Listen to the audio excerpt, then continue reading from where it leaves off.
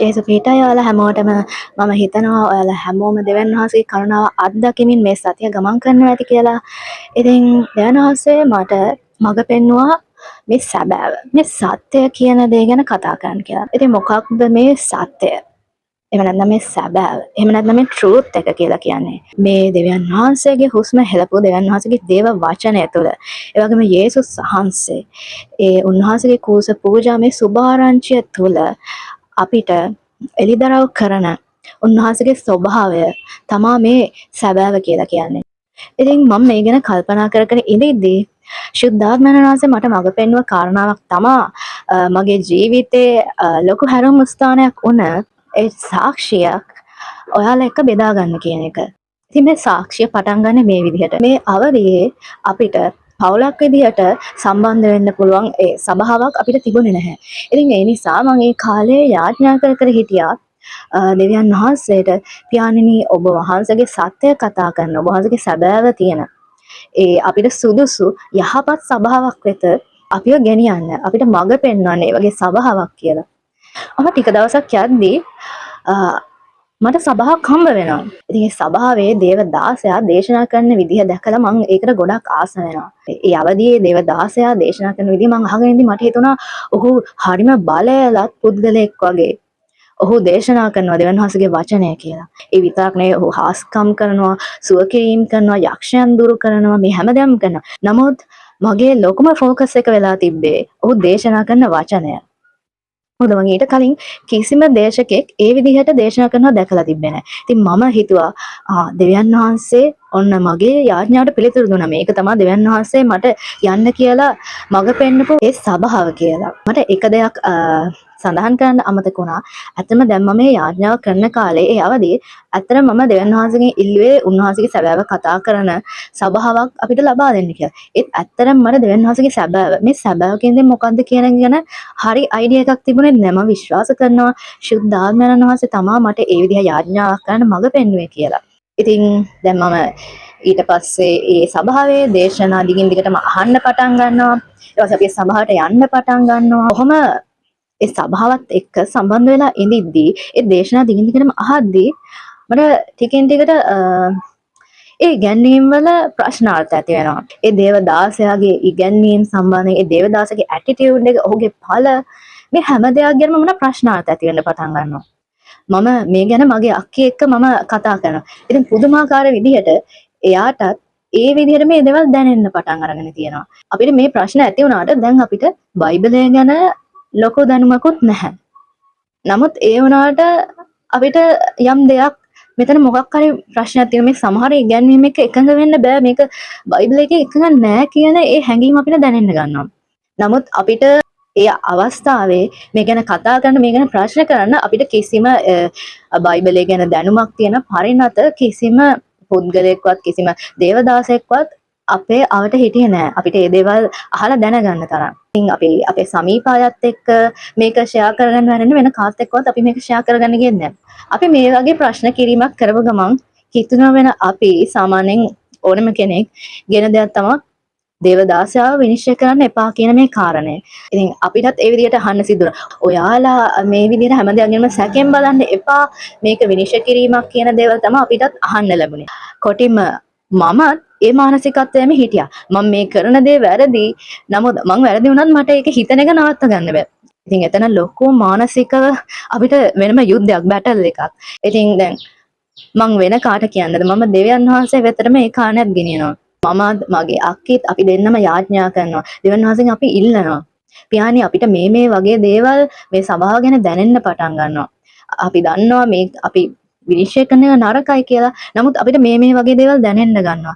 ඉතින් අපි මොකද කරන්නේ? අපිට මේක යන්න සුදුසු ඒ සභාවද? එහෙම නැත්නම් මේක නුසුදුසු සභාවක්ද කියලා ඔබ වහන්සේම අපිට මඟ පෙන්වන්න. ඔබ වහන්සේම අපිට ඒ ගැන කන්ෆර්මේෂන් එකක් දෙන්න කියලා අපි උන්වහන්සේට යාඥා කරනවා. ඉතින් දැන් මේක යාඥා කරාට පස්සේ මොකද වෙන්නේ? මේක යාඥා කරාට පස්සෙත් අපිට තව තවත් එතන දෙවියන් වහන්සේගේ වචනයට විරුද්ධව ගන්නන දේවල් තමයි අපිට එළිදරව් වෙන්නේ. ඉතින් අපි තවත් ව්‍යාකූලත්වයට පත් වෙනවා.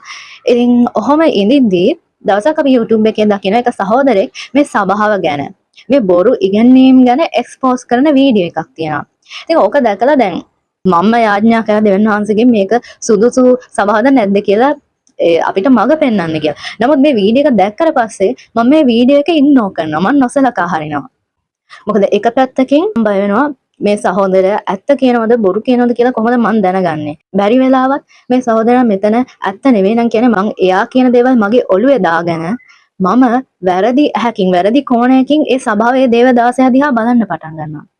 ඊළඟට අනිත් පැත්තෙන් මම බයයි ඒක ඇත්ත වුණොත් අපිට ඒක අතහැරලා ආයෙත් අපිට යන්න සභාවක් නැති වෙනවා කියන කාරණය හින්දා.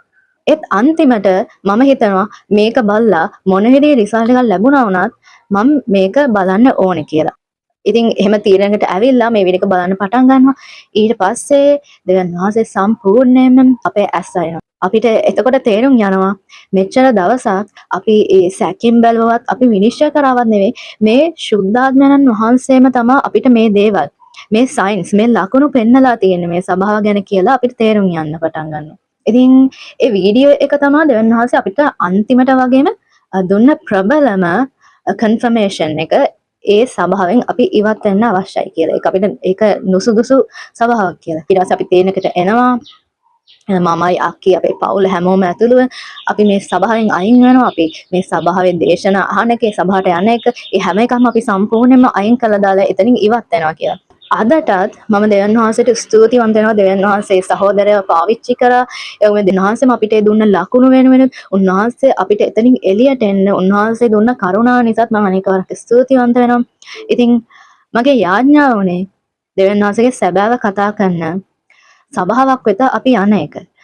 නමුත් හැරිලා බලද්දී මට තේරුම් ගිය දේ තමයි දෙවියන් වහන්සේගේ සැබෑව, උන්වහන්සේගේ සත්‍යතාව අපිට මුලාවෙන් වෙන් කරලා අඳුරගෙන උන්වහන්සේගේ සැබෑව පසුපස යන්න උන්වහන්සේ මේක අපිට මහත් අවස්ථාවක් කරා කියන එක. ඉතින් ඊට පස්සේ කතාව නතර වෙනවද නැහැ. ඉතින් අපි එතනින් අයින් වුණාට පස්සේ අපිට තේරුම් යනවා අපිට දේව වචනය ගැන හරි අවබෝධයක් නැති හින්දා හරියට අපිට තේරුමක් අවබෝධයක් නැති නිසා තමයි අපි මේ වගේ උන්වහන්සේගේ වචනේ විකෘති කරලා මුලාව ගන්න තැනකට අපි රැවටුනේ. ඒ වගේ තැනකට ගිහිල්ලා අපි හිර වුණේ ඒකින්ද කියලා අපිට තේරුම් යනවා. ඉතින් අපි ඊට පස්සේ පිස්සුවෙන් වගේ පටන් ගන්නවා උන්වහන්සේගේ මේ සත්‍යතාව හොයන්න. අපි උන්වහන්සේගේ වචනය තුලින් මේ ගැන අධ්‍යයනය කරනවා. ඒ වගේම අපි ඉන්ටර්නැෂනලි කියන්නේ වෙන වෙන රටවල පවා මේ ව්‍යාජ ධර්මයන් ගැන උගන්වන දේවල් තව මේ වගේ සභාන් වල සිද්ධ වෙන දේවල් ටෙස්ටමනීස් ඒ වගේ අපි ගොඩක් දේවල් ගැන අධ්‍යයනය කරන්න පටන් ගන්නවා. ඉතින් මේ හැම දෙයක්ම අධ්‍යයනය කරද්දී ඇත්තටම මේ ව්‍යාජ ධර්මය මේ උගන්වන මේ සභාවන් වල හැම දෙයක්ම වැරදිද? නැහැ. ඇත්තටම වැරදි නෑ. ගොඩක් වෙලාවට ඒගොල්ලෝ 100ට 80ක් 90ක් විතරම ඇත්ත දේවල් කතා කරනවා. දේව වචනේ තියෙන දේවල් කතා කරනවා. නමුත් හරියට අර මීයන්ගේ කෑම වලට අර දාන විස තියෙන්නේ. ඒ කෑම වලින් ඉතා කුඩා ප්‍රමාණයක් තමයි මේ මීයන්ට දාන විස වලින් අපි දාන්නේ. නමුත් මොකද වෙන්නේ මීයා ඒ කෑම එක කියලා හිතාගෙන කෑම එක කෑවහම උන්ට විස කැවුනම උන් මැරිලා යනවා. ඉතින් ඒ වගේ තමයි මේ ව්‍යාජ ධර්මයේ උගන්වන සභාවන් කියන්නේ. 180ක් 90ක් විතර දෙවියන් වහන්සේගේ සැබෑ වචනේ උගන්වන අතර ඒගොල්ලෝ අර 120 හෝ 10 හෝ එතෙන්ට ඒගොල්ලෝයි විස කවනවා. නමුත් මේ විස කවන්නේ බයිබලයේ තියෙන මේජර් පොයින්ට්ස් වලට. ඒ කියන්නේ මුළු බයිබලයේම අනිත් පැත්ත හරවන්න පුළුවන් මේජර් පොයින්ට්ස් වලට තමයි ඒගොල්ලෝ ගහන්නේ. ඉතින් ඔයාලා මෙතන වැරද්දක් නැහැ කියලා හිතලා එතන ඉන්න මොකද වෙන්නේ? ඔයාලා දන්නේම නැතුව ඔයගොල්ලන්ට ඒ විස කැවිලා ඔයගොල්ලෝ මැරෙනවා. ඔයාලට මේක තේරුම් ගන්න පහසු වෙන මම තව පුංචි උදාහරණයක් ගන්නම්. හිතන්න ඔයා ඉන්නවා toxic relationship එක. ඔයාගේ boyfriend හෝ girlfriend toxic. නමුත් ඔයා මුලින් එයාලා එක්ක සම්බන්ධතාවයකට එද්දී ඒ කියන්නේ එයාලා එක්ක ඔයා ඩේට් යන්න පටන් ගද්දී ඔයා දන්නේ නැහැ මේ කෙනා toxic කෙනෙක්ද නැද්ද කියලා. ඉතින් ඔයාලා සම්බන්ධතාවයක් පටන් ගන්නවා. ඒ කාලයක් යද්දී ඔයාට red flags පේනවා කියන්නේ. අන්න ඒ වගේ red flags මේ relationship එකේ පුද්ගලයාගේ ඔයා දකින්න පටන් ගන්නවා. ඉතින් ඔයාගේ අතේ තමයි තීරණය තියෙන්නේ මේ red flags දකිද්දී ඔයා එතනින් ඒත් එක්කම ඔයා ඒ relationship එකෙන් අයින් වෙනවද නැත්නම් ඒ relationship එක දිගටම continue කරනවද කියලා. බැරි වෙලා ඔයා red flags දැකලත් එයා මට ආදරේනේ කියලා මේ red flags ignore කරලා ඔයා දිගටම ඒ සම්බන්ධතාවය පවත්වාගෙන යනවා. සමහර විට එක අවස්ථාවක් එන්න පුළුවන් ඔයාට ඒ සම්බන්ධතාවයෙන් සම්පූර්ණයෙන්ම ඉවත් වෙන්න, ඒ කියන්නේ අයින් වෙන්න බැරි මොහොතක්. ඒ කියන්නේ ඔයා සම්පූර්ණයෙන්ම ඉමෝෂනලි, මෙන්ටලි, ෆිසිකලි ඔයා ඒ පුද්ගලයාත් එක්ක ඒ සම්බන්ධතාවය ටොක්සික් රිලේෂන්ෂිප් එකට නිකන් බැඳිලා වගේ. ඔයාට දැන් ගැලවෙන්න බැරි තැනකට ඔයා එන්න පුළුවන්. සමහර විට අවසානයේදී ඔයාට මේ පීඩනය දරා ගන්න බැරුව ඔයා සියදිවි හානි කරගන්න පුළුවන්. එහෙම නැත්නම් සමහර විට හිතන්න ඔයා කොහොම හරි මේ රිලේෂන්ෂිප් එක එන්ඩ් කරලා කොහොම හරි ඔයා ඒක බ්‍රේක් අප් වෙලා මේ රිලේෂන්ෂිප් එක ඉවර කරනවා කියලා. ඒත් ඔයාට ඔයා මේ රිලේෂන්ෂිප් එකේ ඉන්න කාලය අනුව ඔයාට සිද්ධ වෙන ඩැමේජ් එක වැඩි. ඒ කියන්නේ ඔයාට මානසිකව අර කියන වගේ ඉමෝෂනලි, ෆිසිකලි ඔයාට වෙන ඩැමේජ් එක වැඩි. ඉතින් සමහරට ඔයා ඊට පස්සේ කාලයක් ගිහිල්ලා ඔයා වෙන කෙනෙක්ව මැරි කරන්න පුළුවන්.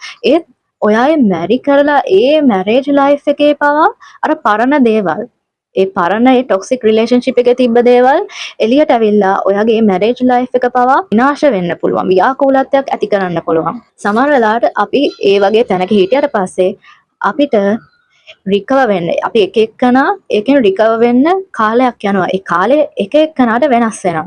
දැන් මම මේ ව්‍යාජ ධර්මය උගන්වන සභාවන් වලට මම මේ කතාව ගත්තොත් අපි සභාවකට මුලින් යද්දී ඇත්තටම දන්නේ නැහැ මෙතන මොකද්ද උගන්වන්නේ කියලා. ගියාට පස්සේ තමයි අපි දකින්නේ මේ වගේ වැරදි තැන් අපේ ආත්මයට මෙතන මොකක් හරි ප්‍රශ්නයක් තියෙනවා වගේ කියලා දැනෙන්න පටන්. හැබැයි ඒ වගේ ඔයාට දැනෙනවා නම් ඒකට සංවේදී වෙන්න. මොකද ශුද්ධාත්මයන්න් වහන්සේ ඔයාට කතා කරනවා. ඉතින් ඒ වගේ වෙලාවක සංවේදී වෙලා එතනින් වහම ඉවත් වෙන්න.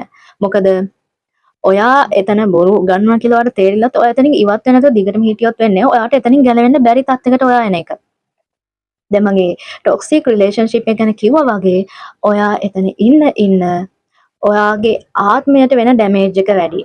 ඒවා දවස් පතා ඒ බොරු ඉගැන්වීම් ඔයාගේ හදවතට, ඔයාගේ මනසට ඇතුළත් කරගන්නවා. සමහර වෙලාවට මේ ඩැමේජ් එක කොච්චර වැඩිද කියනවනම් ඔයාට ඔයාගේ ගැලවීම පවා නැති වෙන තැනකට එන්න පුළුවන්. ඒ වගේම මම අර ටොක්සික් රිලේෂන්ෂිප් එක ගැන කිව්වා වගේ ඒ ටොක්සික් රිලේෂන්ෂිප් එකෙන් අයින් වෙලා වෙන යා මැරේජ් ලයිෆ් එකට ගියාට පස්සෙත් ඒක බලපානවා වගේ සමහර වෙලාවට අපි එතනින් අයින් වුණා.